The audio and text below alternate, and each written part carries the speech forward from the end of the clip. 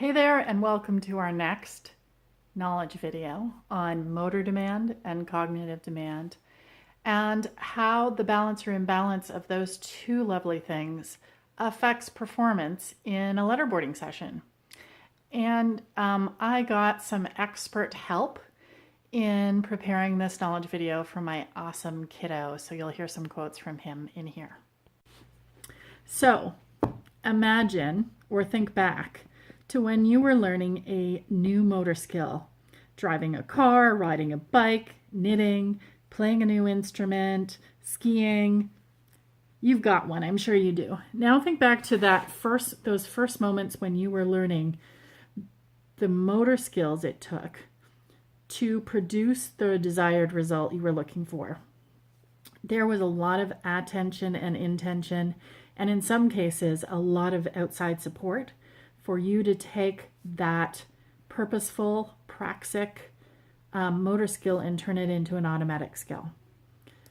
Why am I telling you all this or asking you to think there? So that you can get into the shoes of our kids when they're developing that motor skill to have their thoughts and their knowledge be expressed through the letterboard.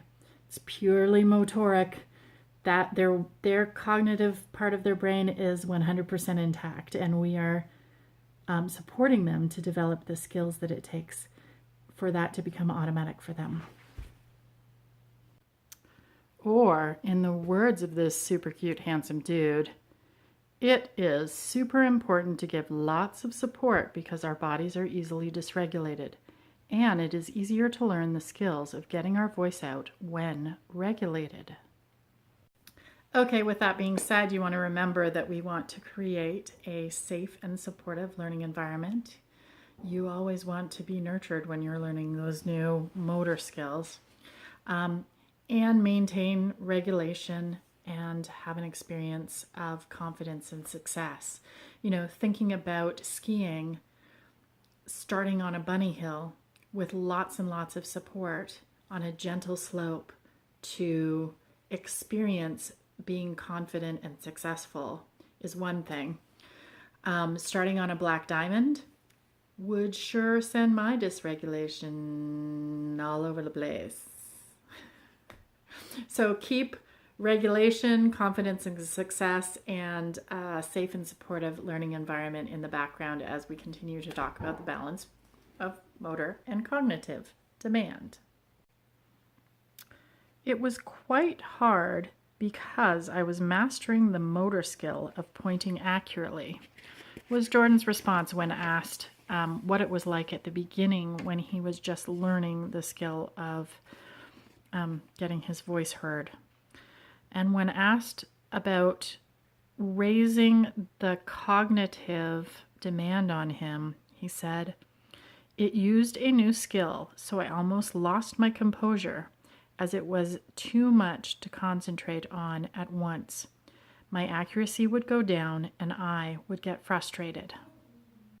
What I hear Jordan pointing to beautifully is that that balance of the motor demand and cognitive demand that we want to maintain, or at least not tip too far in either direction, which could cause a lack of confidence and a lack of regulation and a lack of trust.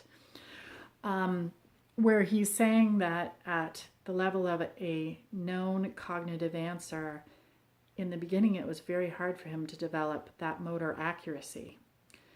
And then I asked him, when we threw in a semi-open or previous knowledge question, what he said was that he almost lost his composure because he's thinking about too many things at once. He's trying to make his motor work while thinking of the answer. And at the same time, what would happen is he would then drop in accuracy in the motor. So, like I said, at some point, you want to, I don't want to say test, but we're wanting to develop new skills. And in the motor cognitive balance, sometimes you're going to push up on the cognitive, and what you'll see is that motor accuracy go down a little bit.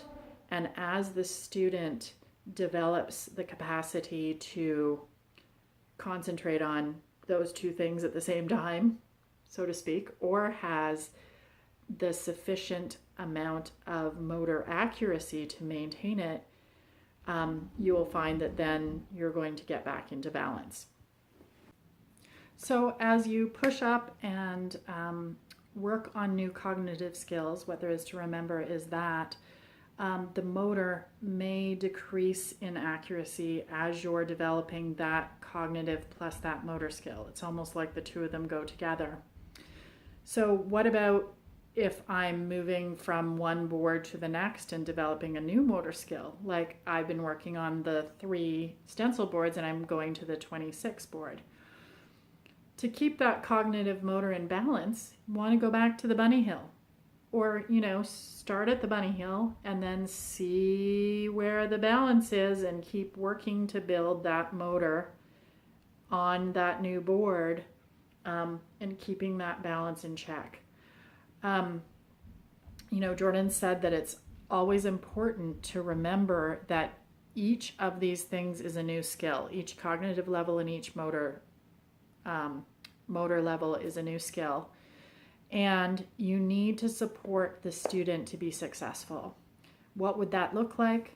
More directional prompts when you're moving up onto another board. Don't expect the child to know where those letters are and to have the motor skills to be able to get there. And as we said before, when someone pushes too hard on either the motor or the cognitive, Jordan says what happens is he gets very inaccurate and his body gets very dysregulated. So it's hard to master the skill when you're trying to get too much cognitive out of a child who hasn't developed a strong motor accuracy on that particular board. And last but not least, this is all considering that a child is coming in regulated and sitting at the table and all that wonderful stuff, Remember that you've got balance, and to keep it in balance, and know that if you push up on the cognitive, the motor may go down, and that if you push up on the motor, you want to start on a lower cognitive and bring that back into balance.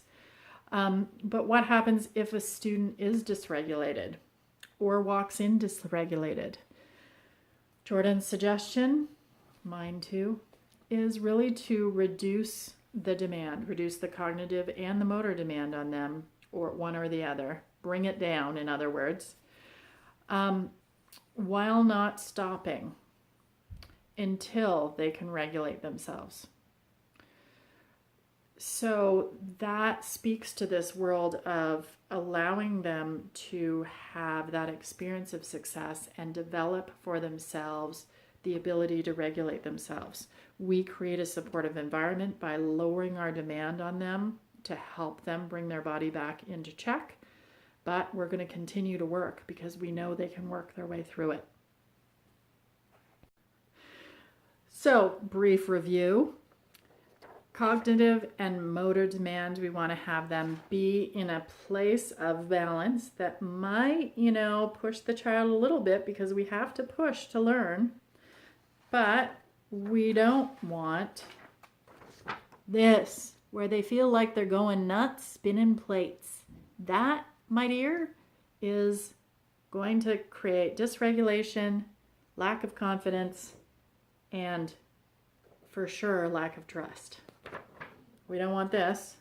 What we want to do is create an environment balancing the cognitive and motor and our expectations of our child and elevating it such that they can be Zen-like, spinning the plates of communication. Thanks. Have a nice day.